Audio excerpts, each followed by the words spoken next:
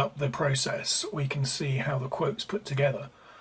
Simply put, we've got a number of human tasks for getting driver, get car, and reviewing the policy, with a couple of calculations, one for calculating the driver risk, one for calculating the car risk, and finally calculating the price. What I'm going to show next is how these rules fit together inside the BRMS product. So now drilling down into the rules, the first rule we're going to look at is calculate driver risk. And you can see the tables laid out, different age groups giving different risks. A driver age of 45 gives a risk of 7.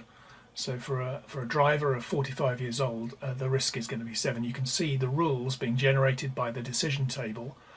Here we're showing the rule for that driver between 36 and 45, a risk of 7. So driver risk of 7. Next we're going to look at the car risk.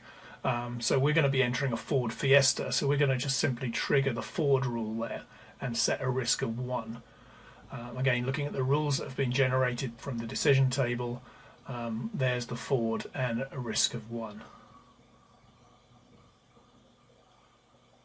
Finally, we're going to open up the pricing calculation itself. So here's where we determine for a driver risk of 7 and a car risk of 1, a final price of $2.99, which you can see is a